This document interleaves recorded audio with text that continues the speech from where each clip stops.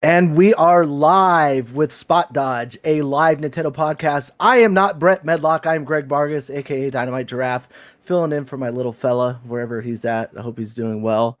And I'm joined by my favorite cast of people to meet with every week right here on the Destructoid TikTok, YouTube, and Twitch if we're live there. I don't know if we are actually, but you can find us here every Tuesday at 6 p.m. CST. And this week, like I said, I'm joined by my favorite cast of people here. We've got John Frisha, indie developer and managing editor over at The Escapists. How are you, John? Golly gee, I'm just so happy to be here chatting with you, Greg.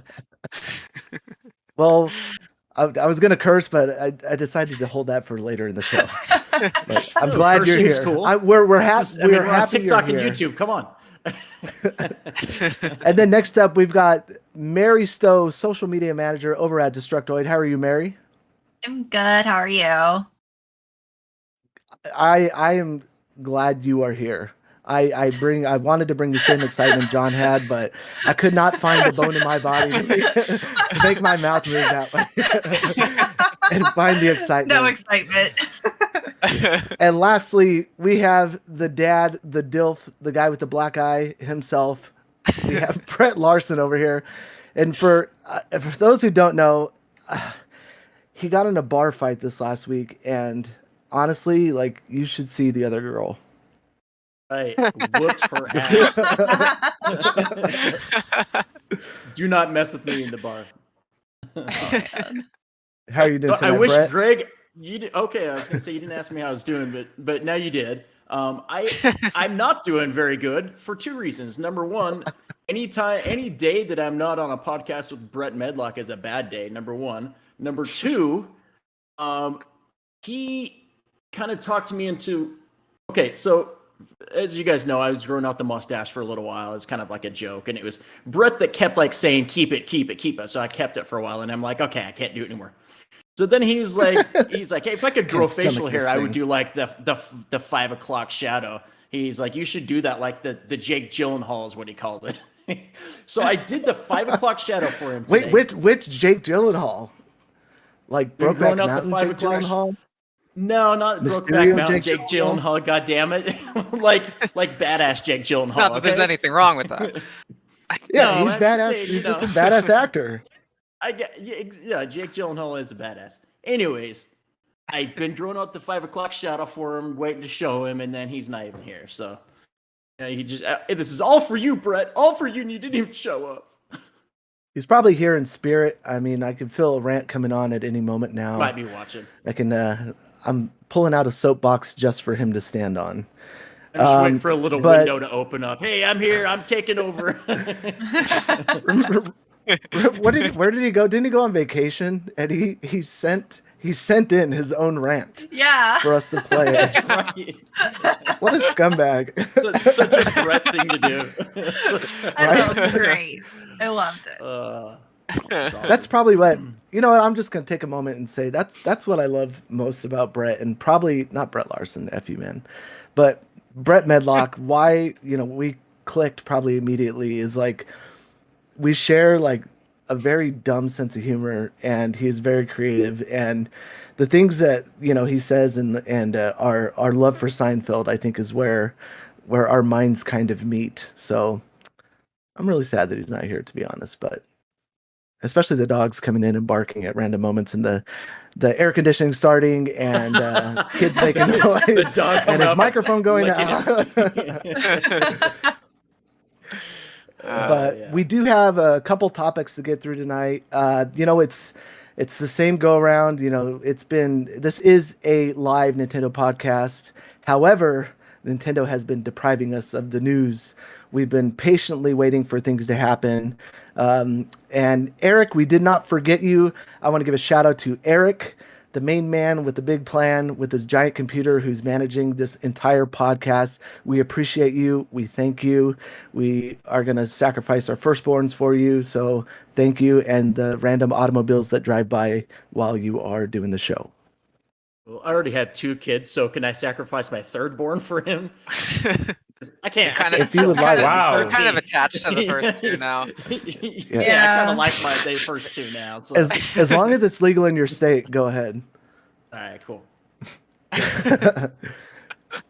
Anyways, so we got a couple topics to get through. Like I said, it's been pretty light on Nintendo news. I know one of the biggest things we've been waiting for, at least something coming for some sort of, Nintendo Direct or some mini Direct or, just a morsel of information other than random trailers that drop and tell us that Bayonetta is releasing in a couple months. I think everybody here is wanting something a little bit more substantial.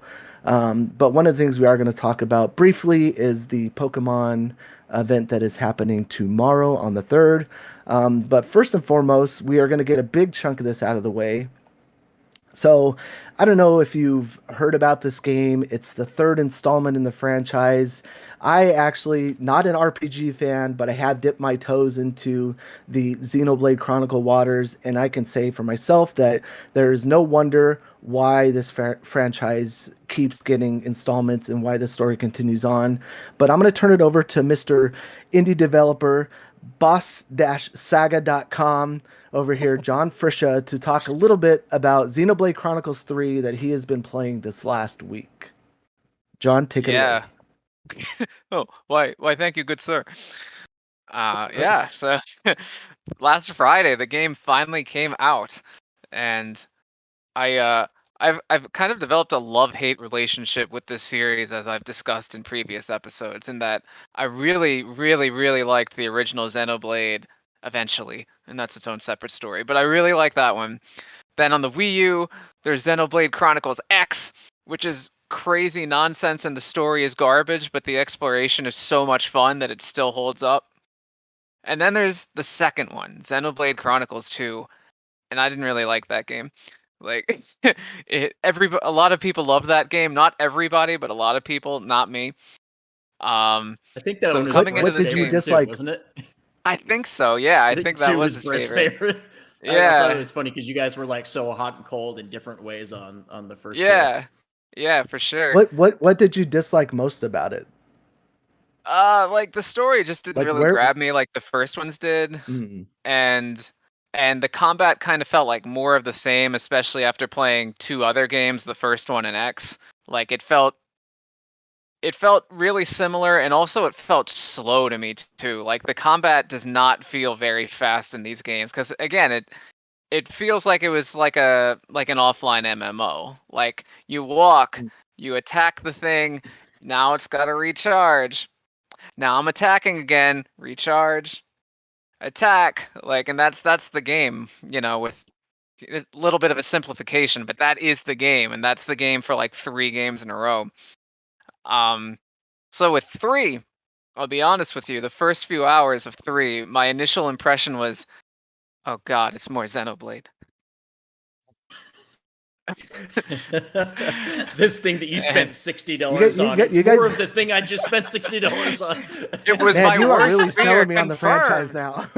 Yeah, I haven't started it yet. I'm like, we're waiting for the positives, John. We're waiting for the positives. Oh yeah, so okay, and so this is why I really wish that Brett was here, because Brett's the other person who's like actually playing this with me. But so I'm kind of a solo act at the moment. So, but all of our listeners tuning in, by all means, yell your disagreement with me, and we'll read it out loud on the show, because it'll be fun to have people angry at me, even though I really like this game. So We're getting around to it. We'll get there. yeah. I welcome your anger, because it'll make the show better. So yeah. So the first few hours, it was indeed this same combat again of stand behind the monster, stab it in the back, wait a few seconds, stab it in the back again. Don't stab it from the front, that'll be less damage. Walk around it, stab it in the back. It's like I wanted to die. And fitting, because the story is about dying. But then the game finally forces you to use some other characters, and it gradually makes you realize, like, oh, hey, this time they added stuff to make it good, and it was exciting. So, like, in this game, they kind of to simplify, they kind of drew some like Final Fantasy V-ish elements in the sense that you can kind of mix and match your classes now. Usually characters don't really have a class in the first place, throw a few asterisks in there. But in this game, there's lots of different unlockable classes, and you can master them, and then you can pull some abilities to then combine with whatever your next class is. And you can even combine the abilities themselves. So you're basically doing like 2 attacks at once for like extra damage and stuff. And like it's way too complex to like waste time just talking about each individual mechanic here. But the bottom line is this is the best this combat has ever been by like a mile. Like this is the best I can like envision this kind of combat being. Like this like recharge based, like placement based combat. Like it's actually kind of fun now. That being said, for all the hard work they put into like adding real strategy to this game, you don't really need it. Like all the other games in this series, if you're just a higher level than whatever it is you're fighting, you win, and like that's it. So like you don't strategy's like not that important unless you really need it to be. But that also kind of plays to the game's strengths. So I've put like a stupid amount of hours into this game already, just because like I got How much addicted is to it. stupid? I forget. Like I want to say I'm like approaching around 35 hours or something since Friday. Oh, okay. Which Oh, yeah. So I oh, mean, Lord. yes, it's Friday. Yeah. Yeah. I mean, So who needs to like, eat? Who needs life? right. Who needs Like sustenance? yeah, like Saturday and Sunday, I just kind of played this game for the most part, But Sometimes so it be yeah, like that, so though. yeah. So the game, I looked it up. This game is 7 chapters. I'm like pretty early on in chapter 4. The story missions expect you to be like level 30, 31 or whatever. My characters are level 48. Oh, So I wow. can steamroll absolutely everything in the main story. But the game is like, it was really cleverly designed in the sense that it gives you this gigantic starting area, and you can go through the path and there's no problem, and everything's the level it's supposed to be, more or less. But directly adjacent to all of this stuff is these massive optional areas, frankly too large. But then all of a sudden everything's like 10 levels higher than you, 20 levels higher than you, and there's little things to discover there to get you extra experience, little side quests here and there that you can poke into if you feel like it. And I just kept doing them, and like before I knew it, all of a sudden I'm like 15 to 20 levels higher than like everything else. And the game was designed so that you can do that if you want. And if you don't want to be bothered with any of that, you can do that because all of the story stuff is at like a realistic level. So I'm really impressed with how this game's been designed to cater to like 2 completely different kinds of players, like people that want to see everything and people that just want the story. And you can have a satisfying experience with either one. You don't So feel if you like. go to like the oh, go ahead, Brett. No, you're good. You're good. Oh, Ooh, I was gonna say if you go to the adjacent areas and you do complete some of those challenges, do you feel like that it levels your character up too quickly, or is it really like grueling enough battles where there's challenge there that there is like it does hold you back a little bit so that you aren't advancing your level too quickly to steamroll the story portion of it? yeah, that's an interesting question because like I'm not completely sure myself how I feel about that. Um, like so there's this thing when you can like quote unquote camp, which is just sort of like a place to like restock on various things and like catch up with your party. Sometimes you can progress the story and whatnot.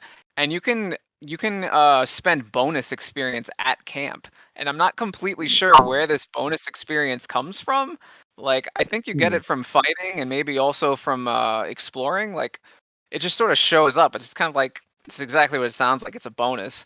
So Yeah. it's really if I didn't spend all of the bonus experience that I've like accrued through playing, like I'd probably be like much lower level, like maybe like level 40. I don't know if that's just like a random guess.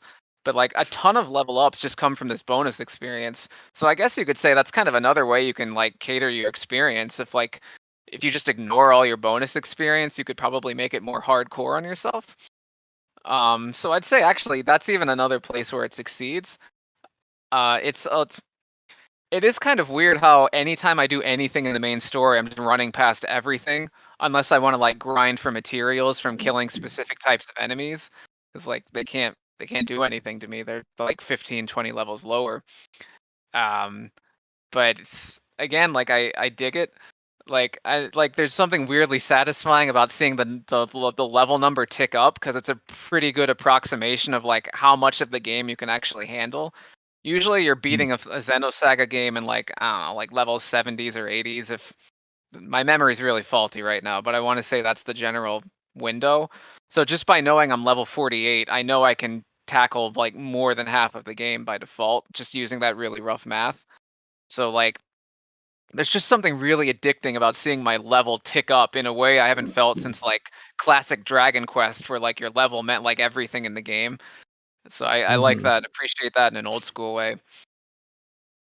Yeah, that's really interesting though that like it gives like kind of a lower entry level for anybody that wants to experience it and has, remotely, a teensy bit of knowledge about, RPGs and leveling up and they can choose to grind those areas and then, bust through the story and, not necessarily take I guess strategy with them. But we did have a comment in the chat. Christian Kenny said, and when you were talking about strategy, I don't know if you want to read it or do you want me to read it? Sure. So Christian Kenny says that when you're at higher levels, strategy matters a lot once enemies can one-shot you, even if you're the same level. Um, that could totally be true.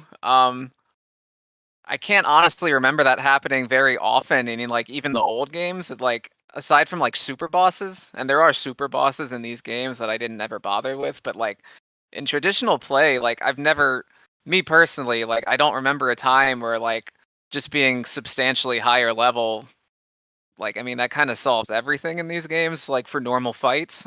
Um, there are some special fights where that I've fought in this one where like even being like 5, 6 levels are still kind of dicey. Like you do actually have to think sometimes, but like at the point I'm at, like I would not say this is a strategy heavy game in the sense of that it's absolutely mandatory. And in fact, I think it's kind of unfortunate that the players who are most likely to want to indulge in strategy are the ones that are going to be playing the most of the game in the first place, which are the people who are going to be way over leveled and don't need the strategy. So the people that like need the strategy will probably be the people that like aren't wildly over leveled. So there's like feels like there's a little bit of a clash there. But Yeah. Makes sense. uh, I don't know. yeah. To me, it seems like balance. It seems Mm. like, like I said, that lower entry point for people that might not be, accustomed to, Xenoblade, but at the same time, it gives some sort of challenge outside of the story other than just grinding the story. I don't know. It seems like the series is evolving or they're at least innovating in some form and it doesn't feel necessarily like the other ones in certain aspects and does. So I don't know. To me, from an outsider looking in and barely dipping my toes into the waters, it does seem like they have made, changes that affect gameplay and mechanics and things of that nature. Yeah, and like I haven't even like discussed like half the new stuff that's actually in this game. Like there's like a six well really there's 7 characters in your party now where it used to be usually 3. Wow. So Yeah, that that's right a lot. away is like yeah, Nice. So it feels like there's a faster pace to combat just because there's more characters doing stuff, which is nice. And 6 out of your 7 characters can like fuse together into like invincible, stronger characters to do more damage.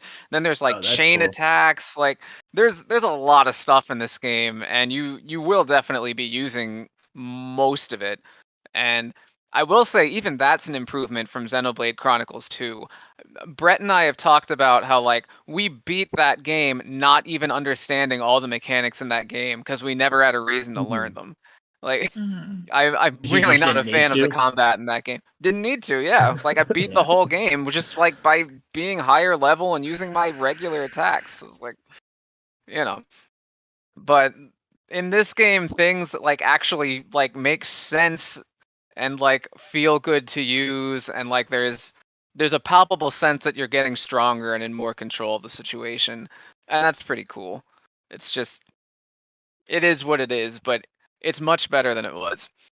And also, since I didn't mention it at all, the story is a lot better this time too. But the biggest turnoff to me in 2 was the story. And this story I've liked pretty much all along. That's great. Like, a story is either good or it's like gonna put you to sleep. And this time it's good. It's good. Like I'm any happy of with it the this time. are any of the Xenoblade Chronicles stories connected in a way where if I jumped into 3 and had not played any of the other ones, am I going to be lost? Am I going to be able That's to what jump I in was just gonna fine? ask.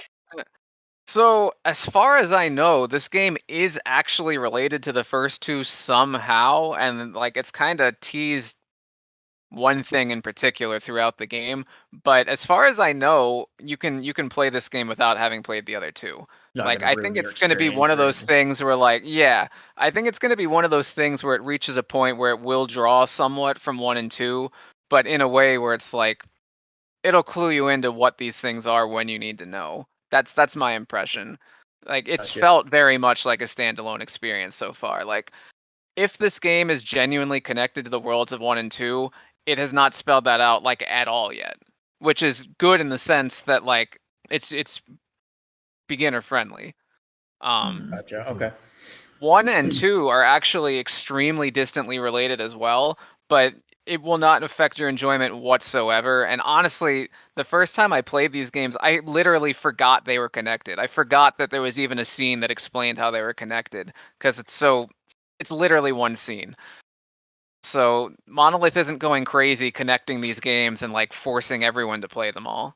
So yeah, I would say it's very beginner friendly. That actually like makes me excited even more because I was like, this is definitely something I want to pick up, and I think Yeah. just getting to know like even who Shulk was in the first place, like through Smash, and then Mhm. seeing that he was part of this franchise, and like discovering more of like why everybody's been talking about it. Kind of like when I started watching Cowboy Bebop recently, I was just like, no wonder this is held in such high regard, Talking after about the seeing some of Netflix the series, of course. yeah, right. No, the Hmm. the animated series. Um, There's an animated but series now? oh Oh yeah, my it'll blow your gosh. mind. But what Wow. was the like with the episode Mushroom Samba, I think it was. I think that's the one. But I was just like, it started to make sense in my head, why so many people were attracted to this IP, and I'm starting to understand that even more about Xenoblade, and I think you've really, kind of spelled it out and sold me on how the franchise is evolving, and it just I'm I mean, I don't know about the rest of you, but like I could see myself jumping in very soon. Yeah, I'm For sure. starting Yeah, to and consider it more. I Sorry. was yeah, not expecting to get so it kind of addicted. sucks.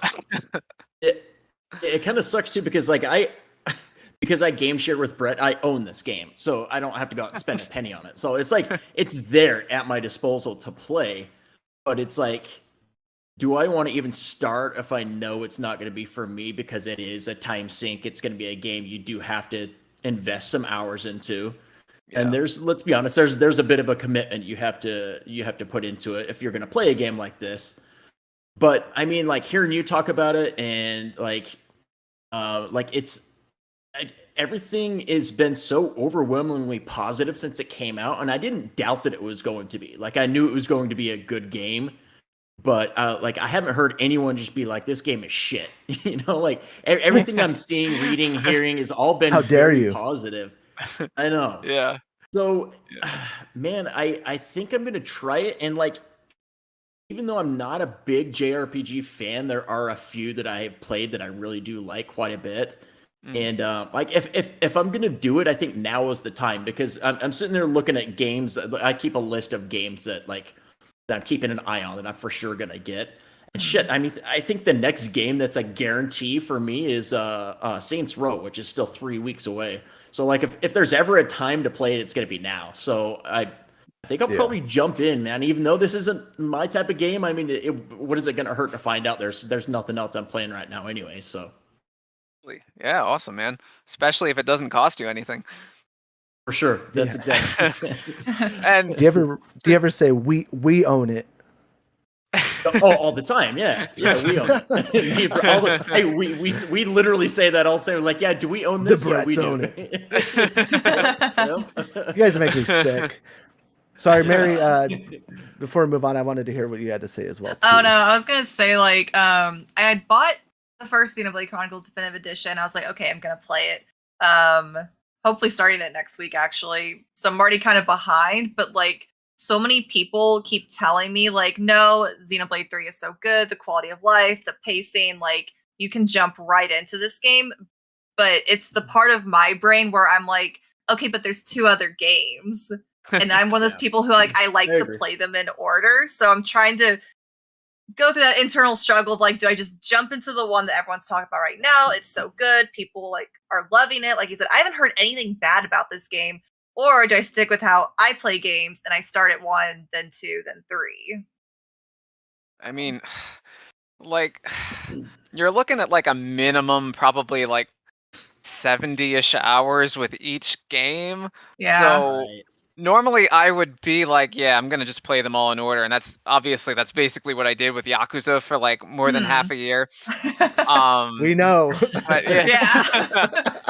exactly. Well, like long games aren't a problem. Like I like JRPGs, so like I'm going into it expecting like a time sink. Like it's gonna be a commitment. So like that's not the problem. It's just, do I do them in order or do I not? Right. Okay. Well, dang. I don't know. In that case, maybe I would say start with 1, but okay. Yeah. But I mean, do you have any games on the horizon coming out that you're like, okay, well, I don't want to start it because this is coming up. Because if not, then I do have one, but I feel like it's one they're very different from each other. So I feel like I'm going to be able to like set aside time for each. Cult of the Lamb comes out in like 9 days. Oh, that's right. Cult of the Lamb. So like that's one that like I've been really, really looking forward to. But like I said, they're so different that I don't think I'd have a problem playing them simultaneously. Like if I needed a break from one, I could go to the other pretty easily. For sure. Yeah. For sure. And I just for like the sake of transparency, I guess I should mention that actually one reason why I've been like so aggressively grinding this game is because I'm almost definitely going to be reviewing Soul Hackers 2, and I'm expecting that probably in like a week. So I have like a really short window where I can only focus on this game. So I'm trying to like blast it out as fast as possible to see if I can like beat it before Soul Hackers 2 shows up. And I don't know if I can, but I'm giving it the old college try. So we'll see on that front. Soul Hacker should be a fairly long game too, right? Like those aren't. God, I hope not, but probably. Yeah. I'm hoping for a universe where this is like quote unquote only a 50 to 60 hour game, but I really have no idea. God. Yeah. Well, Shin I hope Megami it's only 150 hour game. Exactly. Shin Megami Tensei 5, I think I spent like I forget now. I think I spent like 95 hours on it or some insane thing, like at least 90 hours. Yeah, and you know, obviously Persona 5 I spent like over 120 hours on. Like there's no way this game is that long. It better not be. Yeah. Or else I'm just I hear those retiring, hours and I'm like, God, how could somebody spend that much time playing those games? But then, like, I looked at my Rocket League count this weekend, and it's 2,065 hours, and that's just on the PC version. That's. I was gonna say that sounds a little low, man. Only 2,065 hours. It's like days, League of days Legends upon days. Or Apex Legends is probably another 2,000-3,000 hours on that too. No, I'm probably about more. I spent the most time on. I'd probably say it's about 1,500 hours, but about 900 on PC. You're dedicated, man. That's good. Yeah. That's. I don't know. They keep hooking me in with new shit, and I can't stop playing. But we did have some comments just in regards to Xenoblade in the chat. We had Christian saying that he would probably play the first 2 first. Before playing 3 just because of the lore. And he also mentioned there were some bros at the gym talking about Xenoblade, which I would be one of those bros, but there's nobody else in the gym that's even remotely nerdy, so I wouldn't be talking to anybody. Yeah.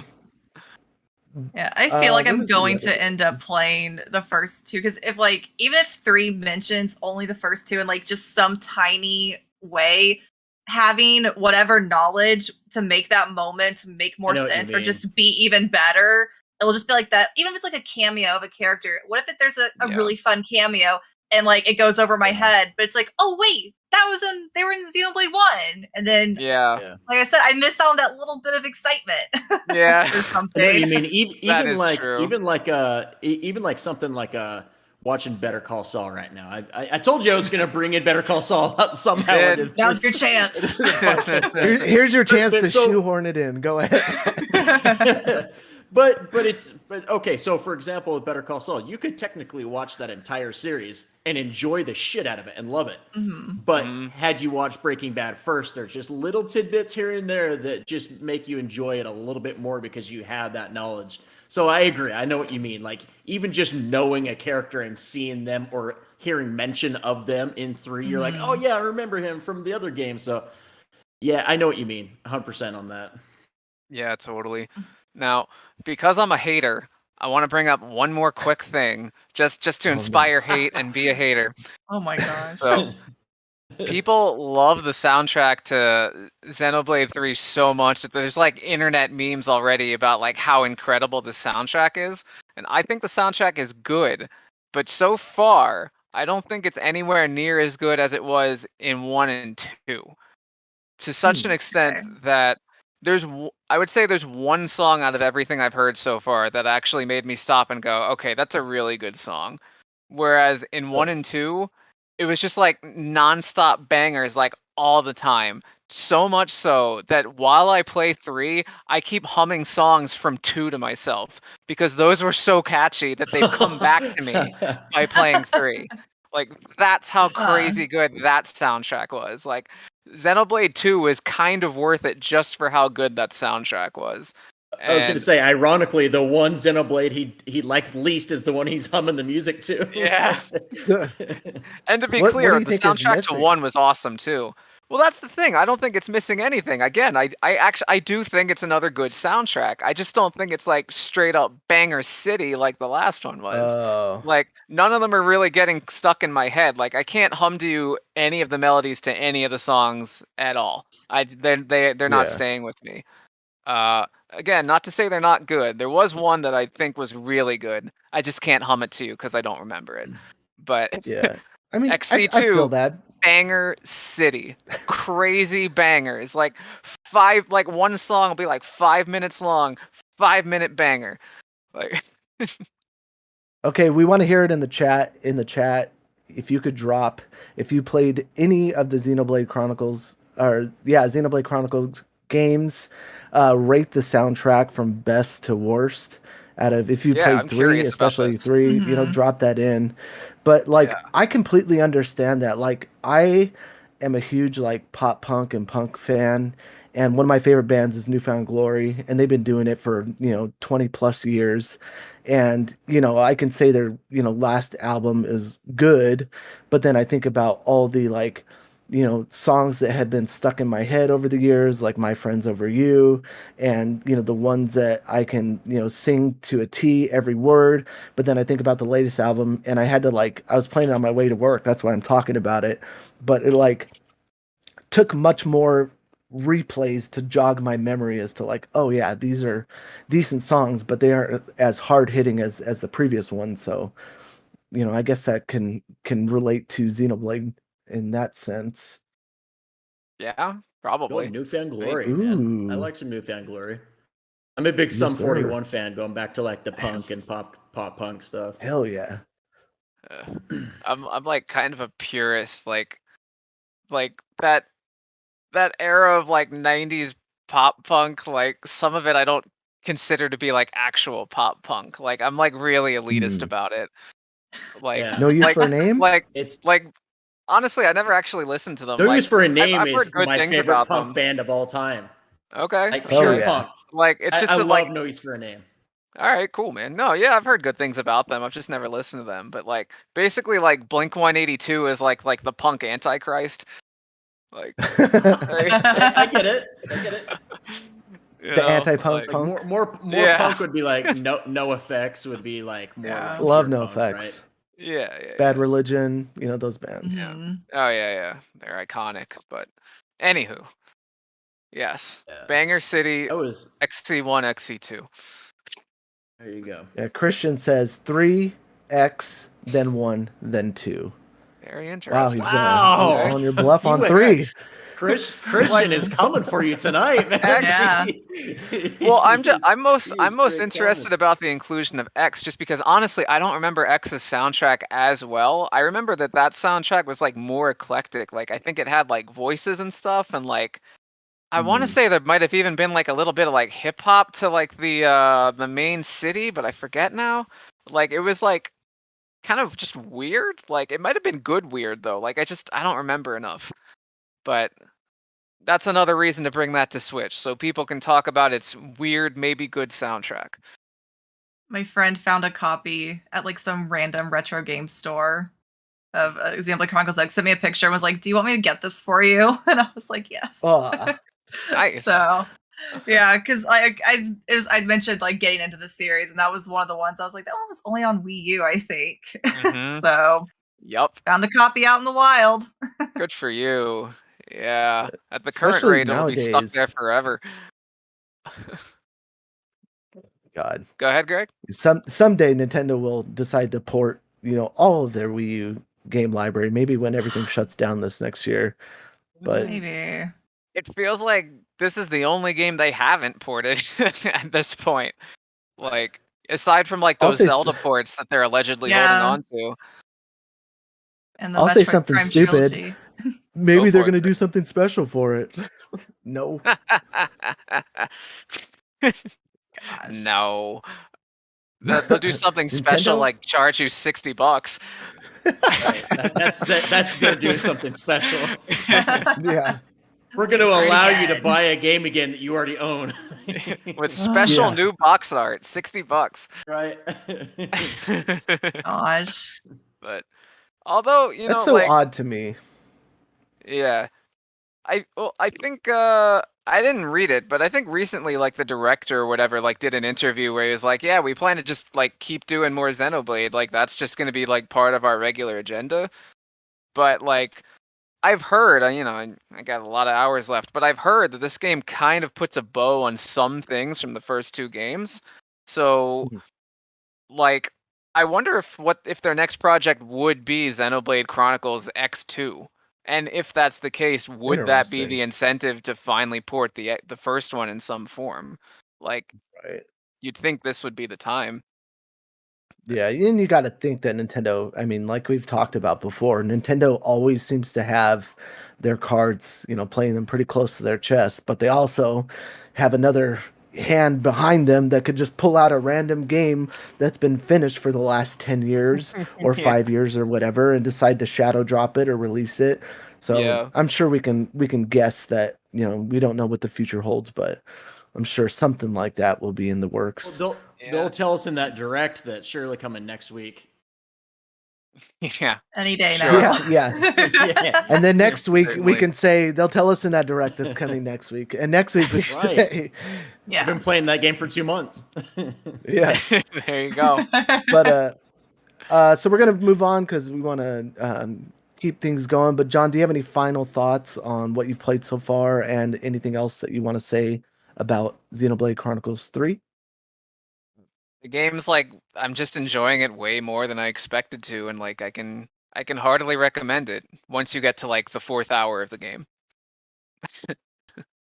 That's it. Yep. Half a day's work. It's like Yeah. you're gonna hate your life for Um, 3-4 hours, and then you're gonna love it. So Yep. just hang in there. That's about right. Yes. Sounds like my adolescent years. So last thing I'm going to leave everybody with is Destructoid, the official review from Destructoid. I know Eric did a little splash on screen, but Chris Carter over there at Destructoid gave it a 9.5 out of 10. Superb. And then as well, the Metascore is currently at an 89 with the user score at an 8.6. So a lot Pretty of damn solid. positives Yeah, a lot of positives, a lot of acknowledgments of its being a solid title. So I'm eager to hear what John has to say next week about it once he's spent, well, actually, probably tomorrow after he's somehow miraculously put another 50 hours in it in the last 24 hours. Hopefully. But Next week, Brett will be here to have a 10-minute rant about the grass that disappears around you. Yeah. Oh, yeah. We'll call it Grassgate. Yeah. Perfect. There you go. Yes. I mean, what can you expect? You know, the Wii is, or the Wii. Wow, I was gonna say Wow. the Wii U is aging, but the Switch is aging, and it is definitely showing signs. But one thing that is not slowing down on are the Pokemon games that are coming to the Switch, and it looks like tomorrow we do have a Pokemon event. I am not that big of a fan. I know there's only a couple of us that kind of pay attention to it, but Mary has some deep thoughtful, critical thinking as to what's going to be expected Yes. tomorrow during this event. When is the event? What time is it at? Tomorrow at 6 o'clock in the morning, if you're like me and on the West Coast. I hate it. She's going to jump out of bed, Ugh. ready to hear Pokemon news. Gosh, I'm going to have my coffee timer set.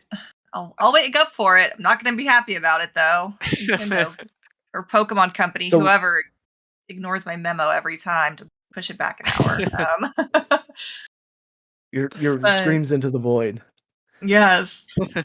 But they said they're definitely going to talk about Pokemon Scarlet and Violet, which I'm not like super surprised about. It is like, the next big title coming up. I just want to see more Lechonk, more Smoliv, of course, because like those are adorable. Maybe they'll show us some more new Pokemon. I think what a lot of people are like holding their breath for, though, is like if we're going to see the evolutions of the starters, because like that plays into people's decision making on which starter they're going to select.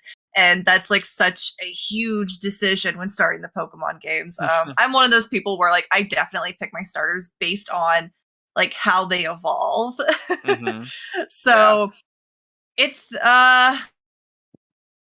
depending on if you do, there's gonna be a lot of good things, there's gonna be a lot of bad things probably about well, because like people are like, oh no, the cat is currently like on all four legs. It's gonna stand up at some point. It's gonna walk around two legs like every other cat Pokemon. Yeah. It seems like, or at least every recent one. So that like Sprigatito. I think people are placing bets on that. So, and then Well- what else did they? Oh, sorry, go on. Well, I was just gonna ask who, just based on the little bit you know, which starter are you leaning towards so far? Ooh, so I was full Sprigatito at first, but then Fuecoco started to grow on me. I just love like his little What a crocodile. He's just a little chomper, and he looks so cute. But usually I go with grass starters. Bulbasaur is my favorite, so I kind of usually lean towards the grass ones. But we'll see in the moment Say that which name one again. I choose. Fuecoco? How Sprigatito? fun! Yeah. Right. Yeah, and then Fuecoco. Quaxley is the duck, Ah. the water Pokemon. Yeah, so their names are really cute. Yeah. And then Lechonk is gonna Lechonk. have my Oh heart. yeah, Unparalleled Lechonk. I know. Big. the standout star. I Who would love have Yeah. thunk it? Right? The localizers, Yeah. they really deserve to give themselves a pat on the back for Lechonk. Yeah, and Smoliv too, what's shown on the screen right now. It's a little olive, but he's Yeah. sad and he's a small boy, so he's a Smoliv. How stinking cute. I hate that I'm a sucker for stuff like that. Right. I don't give a like, shit about Pokemon, but these names are tight. like I never Lechonk got is into amazing, I gotta say. Arceus. Yeah, I never got into Yeah. Arceus because I wasn't in like a Pokemon mood. But now these Mm. Pokemon are so cute that I'm really like, okay, November, Right. Yeah. Yeah. So So obviously they've said that we're going to see more of these games. So I'm wondering like what types of information they're going to be willing to like dole out now. Because obviously they love to do this drip feed up to release, or like we're gonna give you this morsel today, this morsel in like 4.5 weeks, etc., etc. I would like to hear a lot more about what the 4-player multiplayer is gonna be like. Yeah, I was gonna say that, and then I think if I remember correctly, it's been a while since I looked at it. Like, there's not a strict order to like the gyms. I think they said, or they kind of hinted Yeah, at that. I don't think that's confirmed yet. I think that's still Yeah. officially a rumor, but that would make a lot Okay. of sense if it's an open world game. Yeah, Yeah. I think I would so. love to see that confirmed. That would be really fun. Yeah, but yeah, I'm with you. I definitely want to see more of like the multiplayer aspect of it. Yeah. How it's gonna work. Also, yeah, Yeah. I forgot about these legendaries that are now on screen. I forgot they showed those. I'm so focused on Lechonk and Sprigatito that the legendaries actually look really cool, I think. I mean, like the one is like kind of like a motorcycle, isn't he? Yeah. Like I don't know what's going on with these things. Like I guess they're cool. I think they look cool. Yeah. I So have no idea what I'm looking at, but yeah, they look cool. So Yeah, and Yeah, I he's thought- got like a wheel in didn't they his say- chest, huh? yeah, Oh, that's pretty Greg? sweet. No, I was going to say, they also said, I know you mentioned it before, that the update is going to be not only for the console games, but their mobile as well too. Wasn't that they mentioned yeah, it apps? said apps and video games, Yes. including Pokemon Scarlet and Violet. So the new Yes. one is definitely going to be talked about, and then apps. I think we can all kind of guess that like Pokemon Unite, Pokemon Go are probably going to have like events, updates. Those are ongoing things with those Pokemon games. But something that I've seen a lot of people bring up about Arceus is that like they are afraid that Arceus is just going to be kind of abandoned once Scarlet and Violet come out, because it was very different from how Pokemon games usually work. I think people had so much fun with it and found a lot of fun and joy in like this new Pokemon experience that they're like, please give it an expansion, DLC. People want to like keep exploring that world. So it's like fingers crossed that they're not abandoning it quite yet. Right. But Also, we'll real see. quick, I just want to say that Eric's image is absolutely ridiculous. Yeah, isn't it? What is that? What is going? I've been wondering what Basically, the hell is going on here. So For, whatever. Yeah, Lechonk- Eric, what are you doing? Can you send me a copy of that? A high Yeah, resolution did with the that- background, that was please? for our I did that TikTok. For those who did- listen later, real quick, for those who listen as an actual podcast, Eric has created Lechonk on kind of like an angelic body with a halo. and- Justin Bieber's shirtless body or something. Yeah, a little bit like a little bit of a Lord and Savior Lechonk. So just imagine that in your mind's eye, please. That's how it is. Because Angel like halo over his head. I go on this huge rant in the video about Lechonk. He's so cute. Nothing better. Like, I will protect this Pokemon with my life. I think I end it with like, because Lechonk is our new savior. And then that's the There image. you go. Oh, okay. So that's what you use then. Okay, gotcha. Yeah. I don't know about you, but I really funny. want some sausage now. Wow. Oh my Indeed. Greg God. took it to a Speaking dark of- place. We're a Speaking of terrible person. sausage, speaking of sausage, Call of Duty is next up on the list.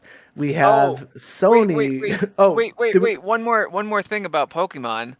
There's something very important we cannot forget here. Here we go. Apps. Apps is the magic word, man. What is the most incredible Pokemon app that they announced and then we haven't heard about since? you gonna say the Pokemon Sleep one? Sleep. I knew Yes, it. man. Pokemon Sleep. They're going to I bring almost brought fun that up. to sleep. They announced this what, like 2-3 Is years this ago? real? And yeah, Pokemon Yeah. Could be the Sleep. one. Because Yeah. did y'all see the Kirby bedtime story videos that they uploaded that Nintendo Oh did? man. What in No. God's yeah, name is yeah, going yeah. on? This could Like- be it. Pokemon Sleep. It Yes. could happen. Okay, so what is it? What is it Okay, supposed to be? so, I've all never right, heard so- of this. It was announced in May 2019, probably at like another Pokemon Presents or the like an equivalent thereof Yeah. experience. And I have the quote here. They said Pokemon Sleep will, quote, turn sleep into entertainment. So I mean, it kind it's of already going is, to right? make theoretically, When you're but dreaming, you apparently know. not like this. This is a Okay. level of sleep you have never experienced before, but we Wow. don't know anything about it. So like I But believe, man, like Is it apps. true there's it was no co-created details with as to Mark why it's Zuckerberg? entertainment. We will find out, man. Like Interesting. that is the mystery, Interesting. that is the Yeah. majesty. With this is Yeah. like this is like this is just the future here. Like before Star Wars, like maybe in the theater you go and you see a trailer for this thing called Star Wars, like that looks kind of neat. I don't know what that is, maybe I'll go see it, and then it changes society forever. That's Pokemon Sleep. We see it, we're like, oh, could be interesting. We don't know what it is. A year from now we will all be sleeping in the Pokemon world, transcending this level of existence forevermore. Counting Re- Wooloos. in ready, your ready sleep. player Pikachu. Yeah. Exactly. So, like basically what I'm saying is like 9 a.m. Eastern time tomorrow, we live in a new world. Yeah. 6 History a.m. books are bridge going to be too talking far for about this me. moment for Yes. decades. Yeah. Too This is gonna be invasive. Pokemon Sleep, dude. Interesting. I called it here. Interesting. Yeah, I'm Yes. gonna wake up Speaking of early invasive. from work just to watch this tomorrow now. Go for it, Greg. Speaking of invasive, Call of Duty. So bottom line here, you had some translated Sony remarks in regards to Call of Duty being primarily found on Microsoft consoles, and there were remarks made. I forget who at Sony made it. I know it was translated from some interview or something along those lines, but essentially saying that the acquisition by Microsoft of Activision will sway individuals who want to purchase a console into buying a Microsoft console, because that would be the one of the only places where you can play a AAA franchise like Call of Duty that is basically unmatched by any other franchise or IP that has been created. And I know it's sparked a lot of debate on this, but I just wanted to go around the room once and just kind of hear everybody's take on this. Whoever wants to take it first, by all means, go right ahead. Brett, you do it. Yeah, Brett, let's go. Go, Brett. I was hoping to have Brett on the show when we talked about this, because me and him had like, geez.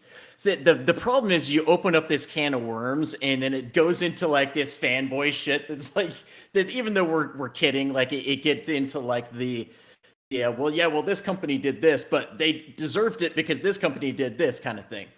So people were basically saying that Sony sounded scared, that they were like, they sounded nervous that Microsoft acquired Call of Duty. And my response to that was, well, shit, why wouldn't they be? Call of Duty, Yeah. and even though this will still be on Sony consoles, I mean, they can't walk that back. I don't know how long they can keep it on multi-platform, but at least for the next couple, they can't walk that back. But even if it stays on multi-platform, the fact that it's free on Xbox means that they are just going to lose people to Xbox. That's just how it's going to be. I mean, let me explain what I mean by that. I don't mean like people are not going to buy a PlayStation because of this, but money that they've made from Call of Duty is now going to be going to Microsoft. Like, for example, even someone who's a loyal, and if people watch or listen to the show, they know by now, like, my preferred way to play any multi-platform game is always going to be on PlayStation. It's just, I've been a Sony guy for a long time, and it's just kind of how it is. But even me, as loyal and as much as I love PlayStation, because I have Xbox with Game Pass, and it's going to be free on Xbox, I'm not going to buy that on PlayStation. So they're even losing my money. So what I was saying to Brett basically is, it'd be kind of like why wouldn't they be nervous? It'd be kind of like being the owner of a basketball team in the NBA.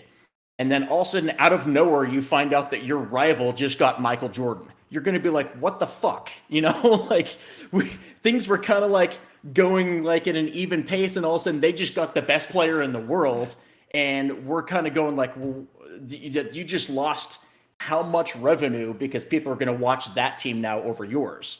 You know what I mean? So it's that's kind of the beginning of of the can of worms that opens up, because then at that point, then people are going to say, well, Sony deserved it because they bought exclusivity rights to X game, and Microsoft didn't really have much of a choice, and so then they had to go buy this publisher, and it gets into like this big argument, and not even necessarily argument, but conversation, I guess we could say. But it's interesting, and it's a conversation that can be fun to talk about and hear other people's opinions on. So that's kind of where I was at. I was like, you know what, I don't blame them. And a lot of people are like, well, why doesn't, instead of Sony making this comment, why don't they just go out and do their own thing? Why don't they bring back, if they're worried about people going out and playing Call of Duty on Xbox, then why don't they bring back one of their old like iconic first-person shooters? And I'm like, well, really, even if they like their biggest, most iconic first-person shooters is going to be Killzone and Resistance, but Killzone and Resistance are small potatoes compared to Call of Duty. Let's be honest. So even if they did bring that Killzone back, that's sucked. not going to all of a sudden, right? And again, me being a huge Sony person, I didn't even like Killzone at all. So they could bring that back all day long, and it's not going to do them any favors as far as I'm concerned. So, anyways, it's just one of those things. I don't even know if it's necessarily newsworthy, but it was.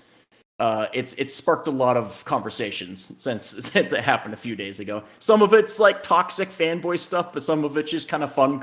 Like me and Brett will jab back and forth with each other. Yeah, most of it probably is.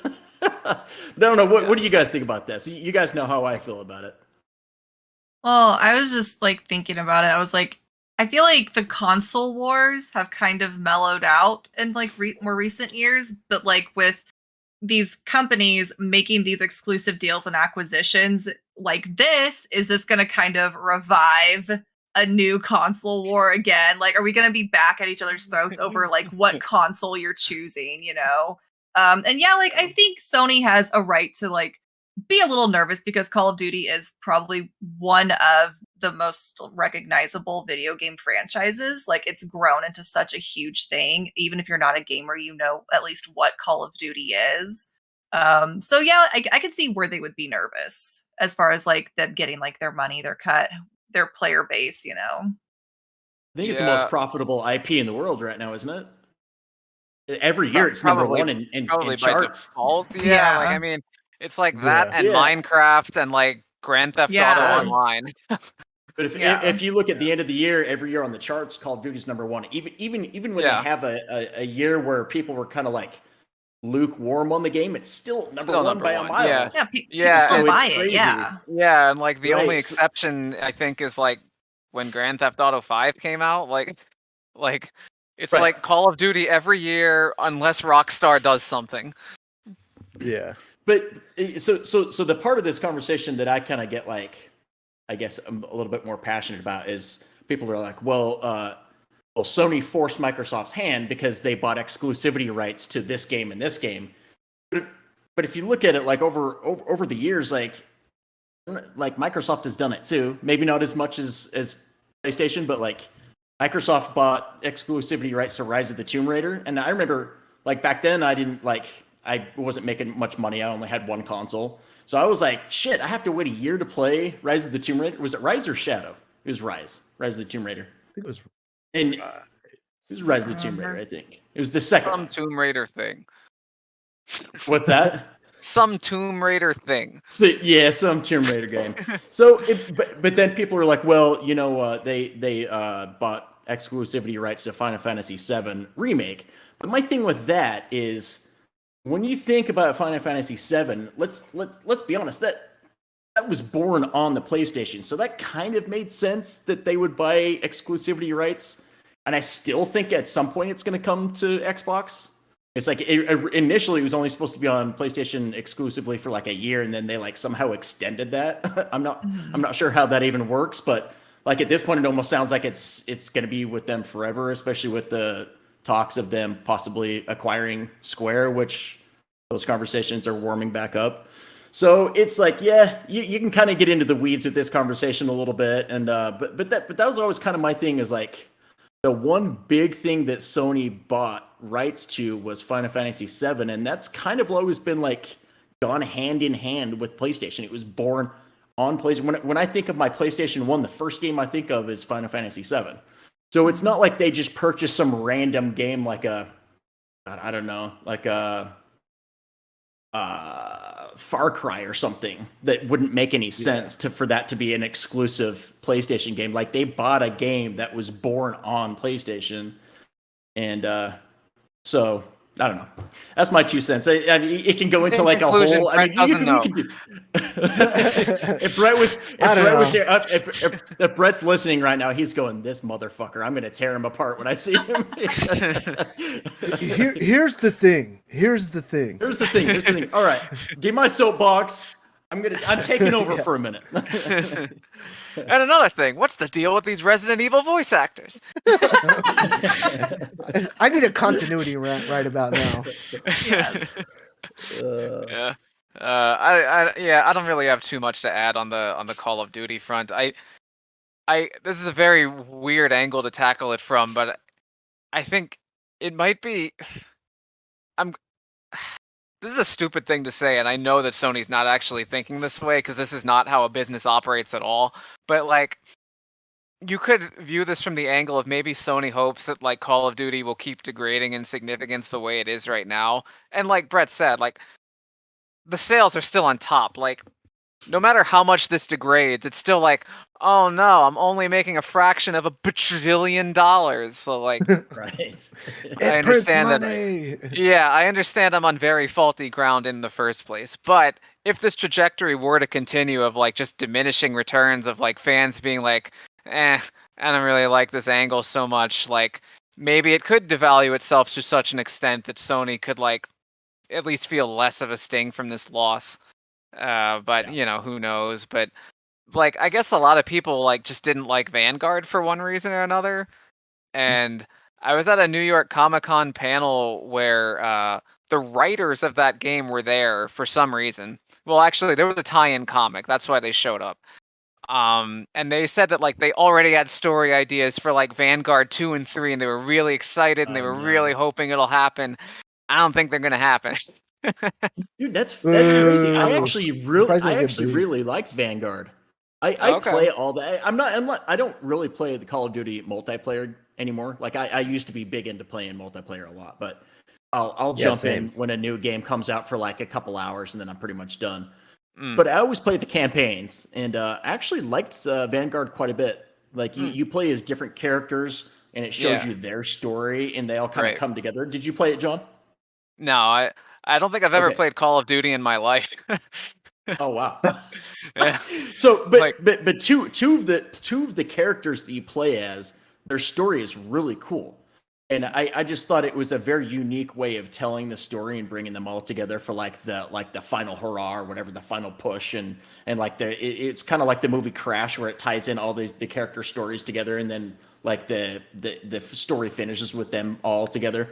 But I quite enjoyed it. But yeah, a lot of people were not so hot on it, and I'm trying to figure out why. But I don't know. Some people were trashing the story, but again, I didn't play it. But so I bet the Vanguard writers didn't feel great about that. No, man, that's. I would like to see a second Comic-Con panel where it's just them like really pissed off addressing the feedback. Like, all right, listen, you little. I'm going to tell you morons why you were all wrong. You. I want to see that panel. Mm-hmm. I think for me with this whole thing, the whole back and forth, at the end of the day, I just want to see all these companies stop trying to acquire publishers. Like, yeah, to me, that's not. I liked having a world where it was Sony, Microsoft, Nintendo, and a bunch of publishers all making games, and now it's like everything has to be acquired and everything is up for grabs now. And like, there's always rumors of Sony buying Square or Microsoft buying Capcom, or, you know, like, let's just make games. And like, I get it. It's a business. I understand it. Mhm. But Well, I think that's I'm like kind of just a over sign that. of the times. The move now is not necessarily to sell consoles and console hardware. It's these Microsoft, Sony, Nintendo. I feel like, anyways, that the acquisitions are there to secure their future in terms of libraries. Like they want to secure publishers and developers in order to keep putting their stamp on games that are produced in the future, so that they can generate For revenue. sure. And whether that's through But subscription services, smart TVs that play these games, because I mean, we're starting to already see it with xCloud and even Sony releasing the new Backbone controller. They're pushing more towards just being able to play and access their games through any device rather than a console. And so this is their way of building and Right. securing a library for the future. For sure. For sure. Yeah, that's true. Yeah, I get that. And I would say that's slightly less true of Nintendo, just because Nintendo doesn't care about anything anyone does. No, they don't give a They- shit. no. You're just like They operate you in the do you, Nintendo boo boo. dimension. Yeah. Yeah, the end Like, dimension. yeah. But That's how we I end will up with say, like random like beat 'em up games from Super Nintendo that everyone on Earth forgot existed, and like they roll this out as like their new crown jewel of Yeah. NSO for the month. And everyone fucking loses their minds. And- Oh my god! they're like, there's a new game for you to play on Nintendo Switch Online, Munchie's Revenge. You're like, what the fuck is this? Like, I've never even heard of this. Munchie's Revenge 2, great. Okay, cool. What? Aw. No, but Yep. but always, I did. It's I always did wanna- amazed me how different Nintendo how they're almost playing a different game. There's like Mhm. Nintendo, Yeah, PC, they are. Sony, Microsoft, and PC, and then like Nintendo's over here. Like I Yeah. always think of like the like for perfect example, Animal Crossing.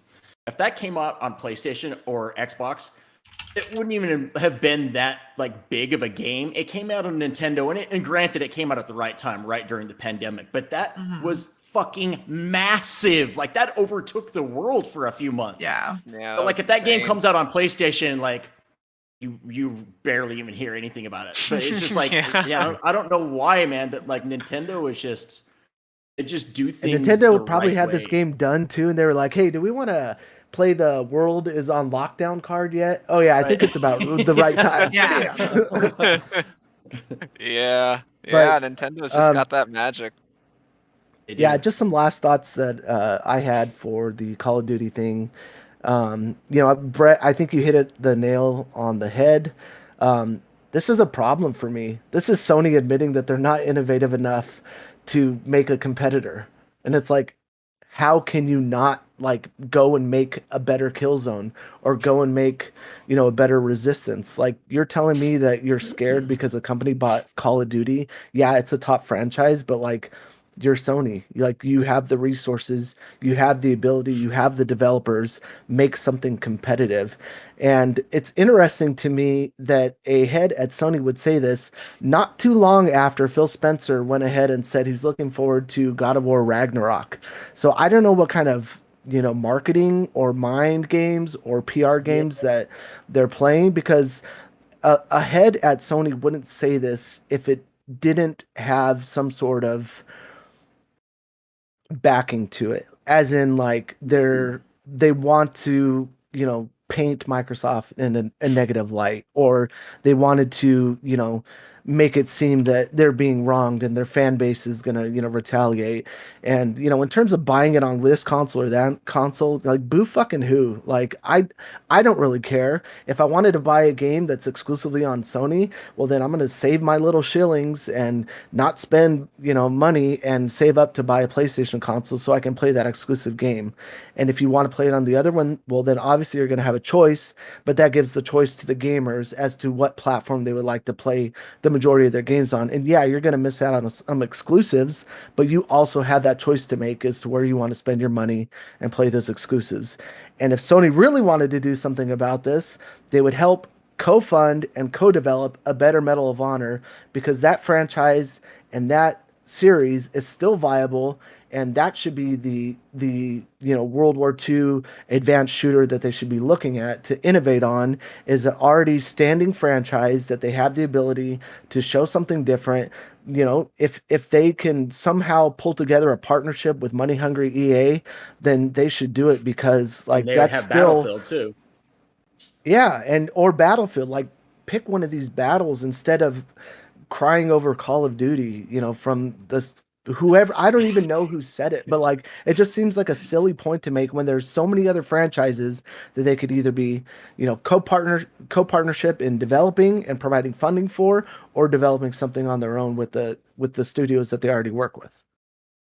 Yeah. My 2 cents. Thanks, Brett, for the soapbox. there was like twice where the Sony fanboy in me was like clenched.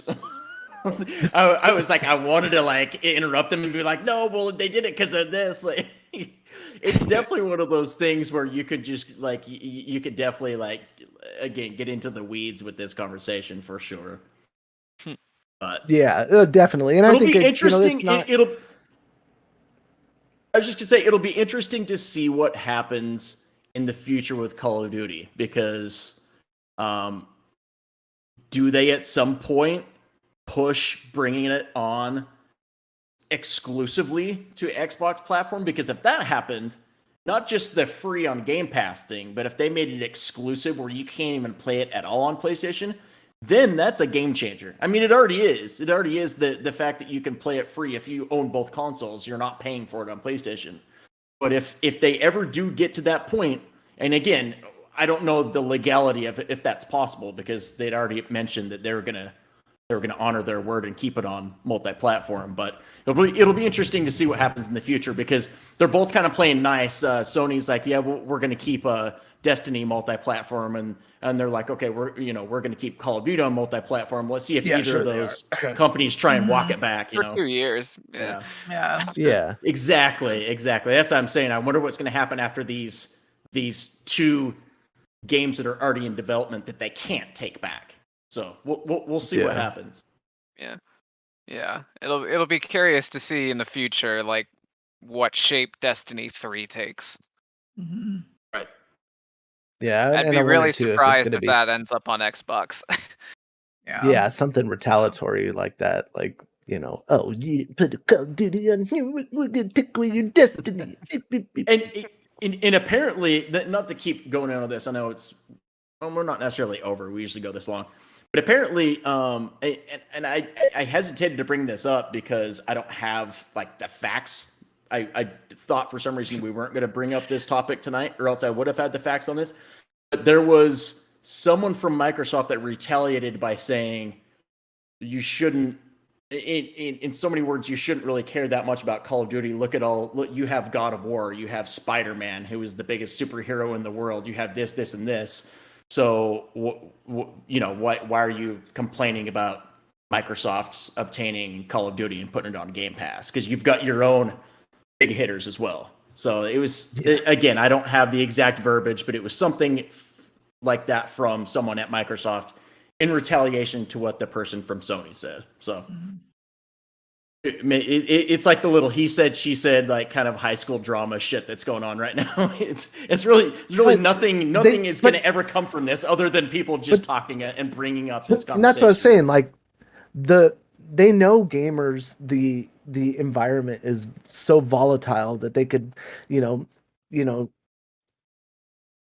drop something like that or say something like that because they know it's going to rile up their fan base, when really it's bottom line, it's a business decision for them to make more money. And now one company's mad because another company is making more money than them with the biggest franchise that is on the market. And it's like I said, boo-hoo. Like, just buy another console, like pick and choose where you're going to play it. Like, these are corporate suits arguing back and forth as who's going to make more money with what franchise, selling to gamers that are crying over and arguing about the games that they're going to be publishing to make them more money. And it's like, it just gets silly to that point. Yeah. But you're right, we are getting close to the edge. We to get the end sucked here in of the hook, line, show. and sinker. Yeah, you see, buying into fanboyism. Last thing we want to leave you with are two exceptional looking dino games. John coming in with the heat with the Lost Wild. From Great Ape Games and being published by Annapurna Interactive. I did not know about this game. I thought I maybe saw a trailer or something for it, but he really shed some light on it, and it looks pretty dope, like to say the least. And Oh, it looks you said incredible. one thing earlier, John, that caught me, and that was just about the dinosaurs, how they act in the game. The systemic AI. Yeah. Apparently, Yeah. they behave like animals, not monsters. Was the quote. Right. Right. Okay. I Yeah. thought that was So really like cool. yeah, so the game, they say they're taking inspiration from Resident Evil, Dino Crisis, Trespasser, Alien Isolation, and they're also pulling a I'm little so from in. Jurassic Park and Half-Life and Mhm. Firewatch. Yeah. So like sounds like they're just trying to like put all the fun parts of survival, horror, adventure like together in like one thing. So on paper it sounds Good. great. That'd They've be Yeah. only great. released they've only released a couple like 1 minute little teaser trailers, so like we have like very limited idea of how this game actually plays in action yet. It's mostly just a lot of Yeah. promises like on paper, so to speak, but Mhm. it does sound good and the graphics so far look really cool. Like Capcom is like basically implied that they don't give a damn about Dino Crisis and that's why we're getting Exo Primal. There you Hell go. but yeah. like this Which we looks all like it thought could was be going like to a be really Dino nice Crisis. next step. Yeah, we Mhm. when we saw a dinosaur game from Capcom, we all assumed Dino Crisis, but nope, Exo Primal multiplayer extravaganza. But that's Didn't they okay. show the female character that's in Dino Crisis? Didn't they show her before they showed off the Exo Primal? So everyone's like, "Hell yes, Dino Crisis!" And they're like, "Wait, this isn't Dino Crisis. Like, I why even think there was show a her in similarity. that Yeah. presentation?" It's so dumb. Yeah, I don't know. They like to screw with people, but yeah. Real So quick before we get off the Lost Wild, though, because I think it looks amazing. I just wanted to give a quick shout out. I was telling Brett this the other night to Annapurna. They're slowly becoming like one of my favorite publishers. Like they have a knack for finding like these gems of games that just kind of go under the radar and they're so fucking good. Like um just to name a few that are like some of my favorites, like of course Journey, 12 Minutes was phenomenal. Stray that just came out, Kentucky Route Zero, Flower, Gone Home, What Remains of Edith Finch, Donut County, Maquette, The Pathless, and I saved this one for last because it's my favorite game that came out last year, The Artful Escape. That mm, game, if you have not played it, Yeah. It's go on and Game play Pass right that now. game. It was yep. It launched on Xbox. It was on Game Pass. I believe it's on PlayStation now as well. But I absolutely adored that game. It was it's a very easy game, side scroller, but it's like some of the best music in like one of the most visually pleasing games with like all the bright colors and like the level design is amazing. Like Annapurna is like I said, slowly becoming like one of my favorites. As soon as I hear Annapurna, I'm like, all right, I'm already interested. So yeah, just wanted to shout them out. yeah, Annapurna like does like a lot of like the more artsy games and stuff, or Right. like games with like diverse perspectives and stuff like that. So I mean, Yep. like it spun off from there's like a film studio. I don't know if it's called Annapurna Pictures or if it's Annapurna whatever. Yeah. I think And it's like, Annapurna but Interactive. I don't for know. the film Anyways. division, Oh yeah, for the film, yeah. yeah, Yeah, like I'm not sure, but I because know what like you're talking about. I the film division I think actually like filed for bankruptcy. Like I don't know if it's this if might have been a couple years ago already, maybe even a little bit Mhm. longer. So like it's funny to think about how like we're constantly hearing about how great their video games are, and I don't know anything about their movies or if they're how often they're Yeah. putting out movies, like or if they're good or if they're Mhm. still I remember around. seeing But their splash on videos and stuff like on film okay, and thinking it's like the whole like A24, right? right, that's what I A24 was that thinking does of. like Yeah. yeah. It's like you see Um. it and you know like, oh, this is I'm in for a ride. But I feel like, they do choose a lot of these artsy games or like different games, but they're all very polished. Like I feel that's That's what I'm their saying. edge. Like Yeah, it's like it's so. I mean, technically, these games are still indies, but they're not because Annapurna's published them. I guess you could call them like an indie publisher, which doesn't make sense, but it does. Like, Still, yeah, no, it's- yeah. Yeah. Like had It's these still indie studios not had developers working with them. right, exactly. So, but man, they just have a knack for finding like like great talent and I'm excited for their future and what they have. And for anyone who doesn't know, they are the ones that are doing the Lost Wild, or no, they're not doing it, but they're publishing the Lost Wild too, which is where that came from. Yeah. The game itself has been floating around for, I forget, like at least half a year. It's been floating in the ether, but now Annapurna is officially the publisher as of a couple days Yep. ago. Yeah, Good for see, them. I hadn't even heard anything about it. The same with Exoprimal. Like, I didn't hear anything until I saw some beta gameplay, and then I was like, well, this looks bananas, and it looks like Monster Hunter just with like Dinosaurs. dinosaurs on steroids. Yeah. Yep. I mean, who knows? Like maybe that game will be great. I don't know. It's just not something I've Yeah. personally Could be. been following. Yeah. Yeah, that's not.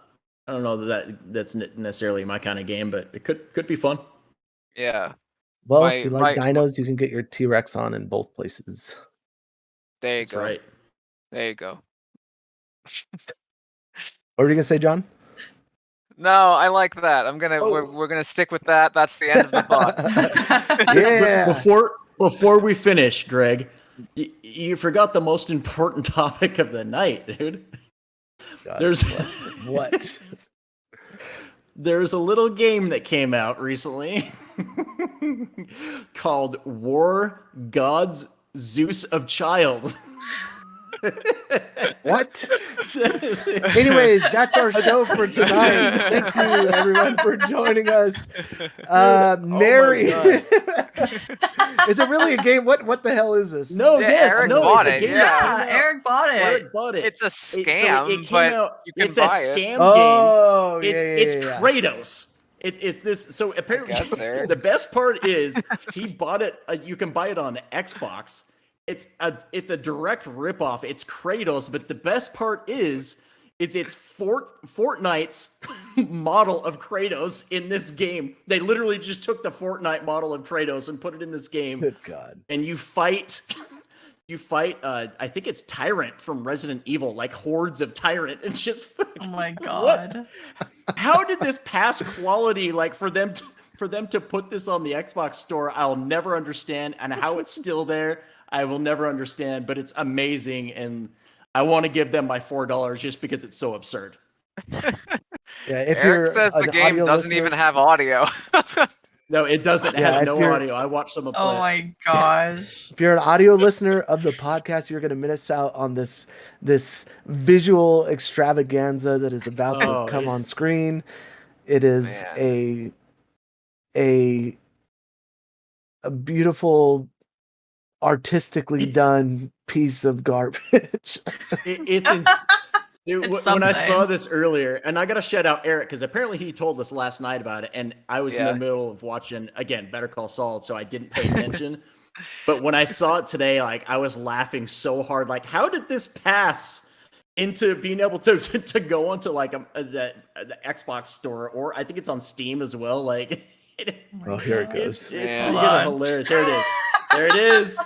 There he is. Oh boy. Look at There him. we go. It's literally man. My boy. Fortnite's model. That's the best part. Man, like this game just feels like a threat to your personal well-being. Like you Yeah, play I- this and I, quality of life just tanks. I feel like I would go to jail just for purchasing it. Like it can't be. How is You're this gonna even end up on a possible? list of some sort. Right. God of man. warning. Lose Oh, 5 years of wow. your life, Yeah. press A to confirm. Oh, Oh, my man. God. Oh, man. Oh, look at that. He's moonwalking. Yeah, just Oh man, It's so smooth. been sliding around. gliding across And apparently space. the only enemy you fight is, I think that's Tyrant from Resident Evil, right? And that's, you just fight hordes of him over and over. That's all the game is. But yeah, no Man. audio. It's like it's a beautiful thing. It's It's a amazing beautiful thing. that We this need hasn't more of been this. told yet. That's what I'm saying. Like That's like the biggest thing for me is how did it get through to Like being the launched little on these wibble stores? wobble. How Oh is my it not god! bullshit? Yeah. It just walked through the walls. It's great. Yeah. Anyways, Wow. uh, All right. That's magic. Well, I we had to can bring that finally up because it's just. put the show to rest now because we have seen Kratos, We've seen War Gods Tyrant. Zeus of Child. Zeus of Child, The title. 10 out of Oh my 10. God. So good. Oh man. Mary, if people want to track you down on the internet, where can they find you? You can find me over on the Destructoid show over on TikTok and here every Tuesday on the podcast. And you can find me on Twitter and Twitch. Mary Wants a Cookie. And John, what about you? If people want to know more about you, where can they go to find you? I guess you could like come to my house and ask me. Well, John, what's your favorite And that's color? it, people. All right. Yeah, so you can catch me writing stuff at The Escapist. As I mentioned, in a few weeks I'll probably be reviewing Soul Hackers, so stay tuned for that. And I'm making an indie game called Boss Saga. You can go to boss-saga.com, as Greg so helpfully reminded everybody at the top of the show. And it's a game where you can play as the RPG bosses to defeat the heroes. So when that releases in 2055, I hope you guys will enjoy it. Hopefully, we'll still be alive. And then I'll ask you a little about yourself by showing up to your house. But one thing I will say about you, John, you smell different when you sleep. That's what I hear. After I hear that. Pokemon Sleep, dude, that's gonna change. Híjole. And Brett, what about you? If people want to know more about you or find you on social media, where can they go? Well, I don't know about on social media, but they can find me at home playing War God Zeus of Child on my Xbox. No, you can find me on Twitter, B_Lars24. Excellent. And if you want to watch me play the same game every week, I stream Apex Legends over on Twitch and on YouTube at Dynamite_Giraffe on Twitch, at Dynamite_Giraffe on YouTube, and as well as here on TikTok. Same name. You can find my byline sometimes over on PC Invasion, and as well the podcast. If you could find us on any one of the podcast services where you get your normal podcasts, you can find Spot Dodge, a live Nintendo podcast over there. Please give us 5 stars. We're begging for it. Not really, but you can find us there. Follow us on Twitch or TikTok, and follow Destructoid for more updates from them, as well as Snapchat. Mary, if you want to talk about the show over on Snapchat, how often you guys update and everything like that, because I do not know. Yeah, Brett does this spiel. It's 3 times a week over on Snapchat, and then it's daily over on the Destructoid TikTok, which is kind of just a nice, shorter, more condensed version of the Snapchat. But we also do a bunch of fun extra things over on TikTok as well. So the TikTok is definitely the cool kid place. That is the cool kid place. Well, that's our show for tonight. I look forward to next week hearing more about Xenoblade Chronicles 3, and maybe Mary will share some of her experience playing Live Alive, because we didn't get to that tonight. It's okay. But thank you guys for watching, and we'll see you next Tuesday, 6 p.m. CST right here. See ya. Bye. Bye. Oh, see you guys.